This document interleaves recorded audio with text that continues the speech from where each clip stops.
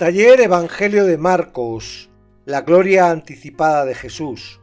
Marcos 9 del 1 al 13. Después de la euforia por la revelación de Dios a Pedro en referencia a que Jesús era el Mesías, les llegó la tristeza al escuchar que era necesario que el Mesías muriera y resucitara. Tras esa conversación, Jesús dijo estas palabras: De cierto os digo que hay algunos de los que están aquí que no gustarán la muerte hasta que hayan visto el reino de Dios venido con poder.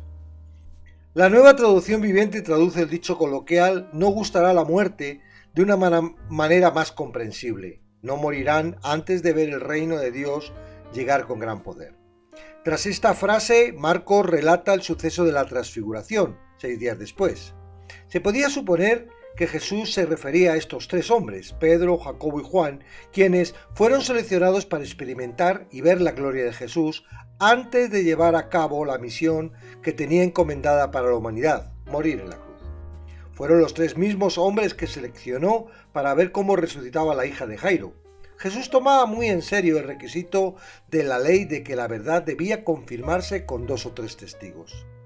La palabra transfiguró en griego es metamorfó, de donde se deriva la palabra española metamorfosis. Por supuesto, la naturaleza de Jesús no podía cambiar, solo cambió temporalmente su apariencia.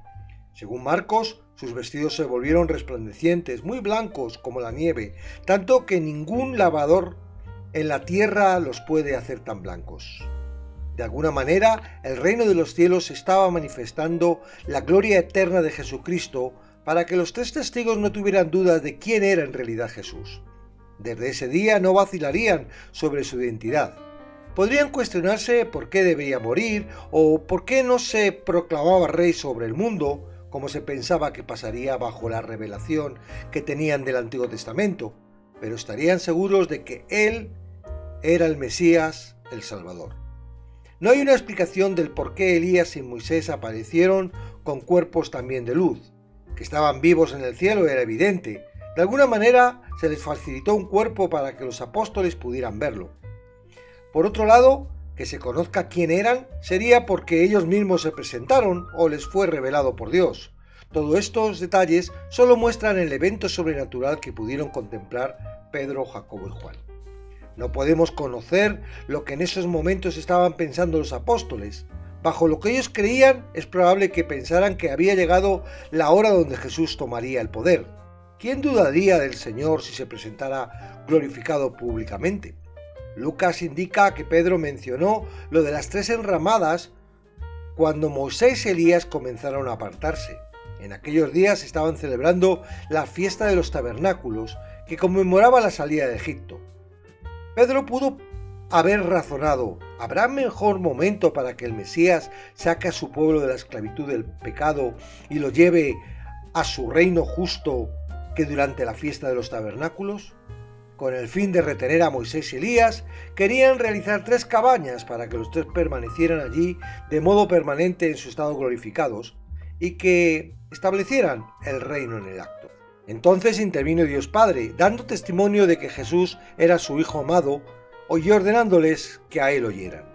Cuando la nube se apartó, Moisés y Elías no estaban. Jesús estaba solo con ellos, supuestamente sin estar transfigurado, mandándoles descender del monte, y mientras bajaba les indicó que no dijeran nada de lo que habían visto. Todavía no estaban preparados para hablar de las buenas nuevas. El Evangelio no se trataba de la gloria de Jesucristo, ni de los milagros de sanidades y liberaciones demoníacas, sino de la muerte y resurrección, y esto aún no se había llevado a cabo. ¿Te imaginas la frustración de los 3 hombres después de haber experimentado tal visión, no poder contárselo a nadie? Además, Jesús les señaló que no podrían comunicarlo hasta que el Hijo del Hombre hubiera sido resucitado de entre los muertos. En su afán de entender lo que estaban viviendo, preguntaron a Jesús: ¿por qué dicen los escribas que es necesario que Elías venga primero? La pregunta estaba basada en el entendimiento exacto del Antiguo Testamento. A través del profeta Malaquías, Dios expresó: He aquí, yo envío mi mensajero, el cual preparará el camino delante de mí, y vendrá súbitamente en su templo el Señor, a quien vosotros buscáis, y el ángel del pacto, a quien deseéis vosotros. He aquí viene el dicho Jehová de los ejércitos. Malaquías 3:1. Los discípulos estaban convencidos de que Jesús era el Mesías, pero siendo ese el caso, ¿dónde estaba Elías? ¿Por qué no estaba presente, realizando todos los deberes que según la tradición efectuaría a fin de preparar al pueblo para la venida del Mesías? ¿No debería él haber predecido la llegada del Señor? Jesús contestó: Elías a la verdad vendrá primero y restaurar todas las cosas. Ellos tenían razón, Elías viene antes que el Mesías y le preparará todas las cosas. No obstante, había algo que los discípulos pasaron por alto.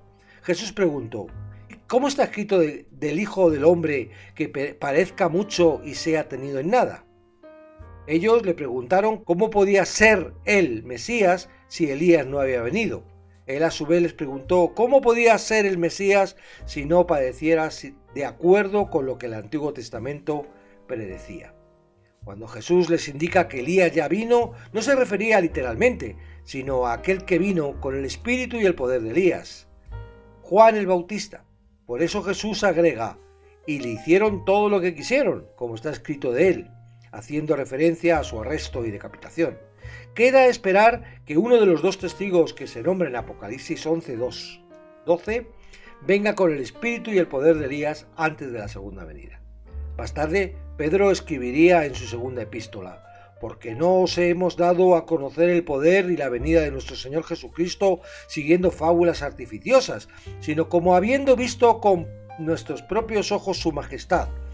Pues cuando él recibió de Dios Padre honra y gloria, le fue enviado desde la magnífica gloria una voz que decía: este es mi Hijo amado, en cual tengo complacencia. Y nosotros oímos esa voz enviada del cielo cuando estábamos con él en el Monte Santo. Segunda de Pedro 1:16-18. Todo está diseñado perfectamente desde antes de la fundación del mundo. Vivimos en los tiempos definidos por Dios para su propósito y no podemos ser conscientes de toda la grandeza de su creación.